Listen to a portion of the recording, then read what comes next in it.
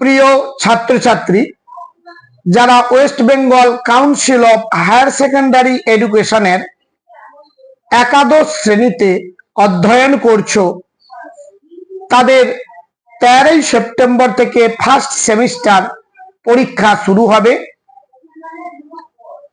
যারা political science বা রাষ্ট্রবিজ্ঞান সাবজেক্ট রেখেছো, তাদের জন্য এই ভিডিওতে তোমাদের যে 40টি এমসিকিউ প্রশ্নের উত্তর দিতে হবে, সম্ভাব্য কিছু প্রশ্ন এবং উত্তর আমি আলোচনা করে দিচ্ছি এই ভিডিওতে।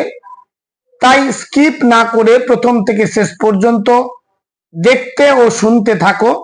আশা করি এগুলোর মধ্যে তোমরা বেশ কিছু প্রশ্ন কমন পাবেই পাবে। আমার এই চ্যানেলে যারা নতুন, তারা চ্যানেলটিকে সাবস্ক্রাইব করে পাশের বেল আইকনটি ক্লিক করে রেখো, যাতে প্রয়োজনীয় কোনো ভিডিও আপলোড করলে সঙ্গে সঙ্গেই তার নোটিফিকেশন পেয়ে যাবে। 1 নম্বর প্রশ্ন, রাষ্ট্রবিজ্ঞানের জনক কাকে বলা হয়?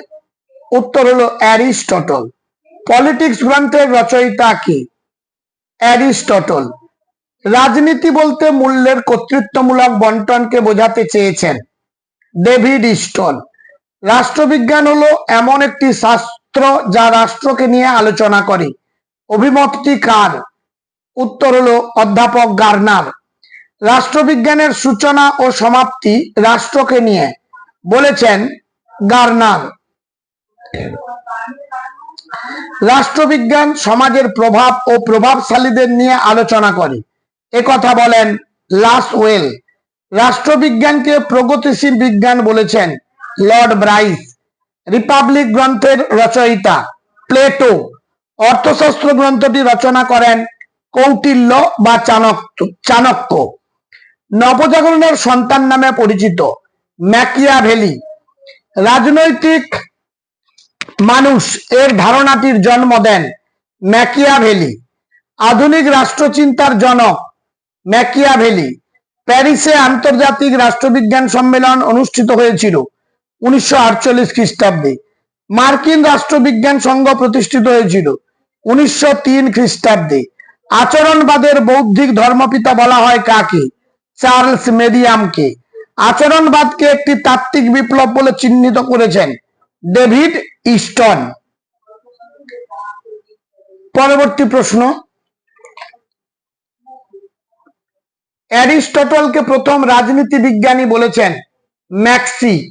কার মতে রাষ্ট্রবিজ্ঞান সমাজস্থ মানুষের বিরোধ ও বিরোধের মীমাংসা নিয়ে আলোচনা করে? Alan Ball. রাষ্ট্রের আদর্শবাদী সংজ্ঞা দিয়েছেন কে? অ্যারিস্টটল।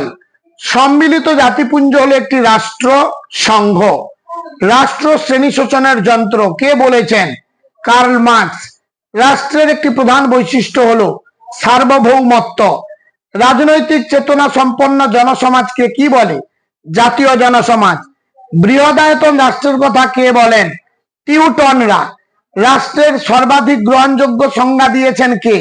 গার্নার। রাষ্ট্রের মস্তিষ্ক কাকে বলা হয়? সরকারকে। প্লেটোর মতে একটি আদর্শ রাষ্ট্রের জনসংখ্যা কত?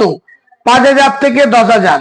বর্তমানে রাষ্ট্রের উপরিস্থ আকাশের যত কিলোমিটার পর্যন্ত রাষ্ট্রের গাগনিক সীমারেখা মনে করা হয় 100 থেকে 110 কিমি। একটি রাষ্ট্রের স্থায়ী বাসিন্দা কারা? উত্তর হবে নাগরিক। কৃত্রিম উপায়ে যারা নাগরিকতা অর্জন করে তাদের কি বলা হয়? অনুমোদন সিদ্ধ নাগরিক। ভারতীয় নাগরিকতা সম্পর্কে আলোচনা করা হয়েছে সংবিধানের যে ধারায়? 5 থেকে 11 নম্বর ধারায়। পরবর্তী প্রশ্ন, ভারতীয় সংবিধানের 11 নম্বর ধারা কর্তৃক প্রদত্ত বলে ভারতীয় পার্লামেন্টে নাগরিকতা আইন প্রণয়ন করেছিল কবে?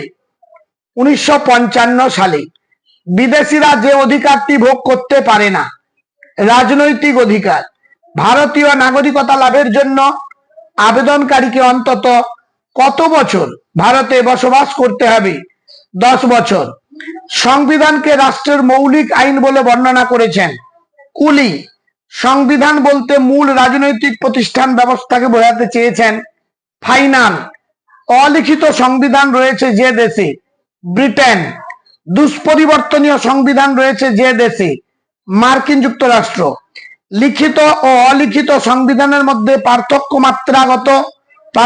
মাত্রাগত, গুণগত, মূলগত নয়। উক্তিটি কে করেন? গেটেল। ব্রিটিশ ভারতে কয়টি গভর্নর শাসিত প্রদেশ থেকে 292 জন প্রতিনিধি ছিলেন? 9টি।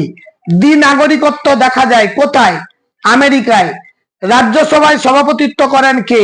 উপরাষ্ট্রপতি। গণপরিষদে মোট সদস্য সংখ্যা কত ছিল? 389।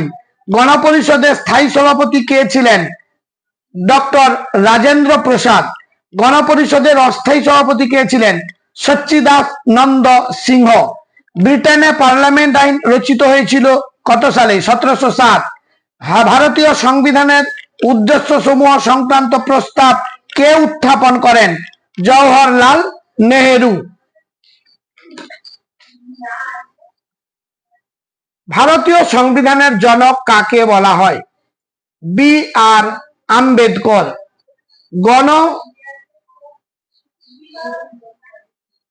গণপরিষদ কত সালে সংবিধান প্রকাশ করে?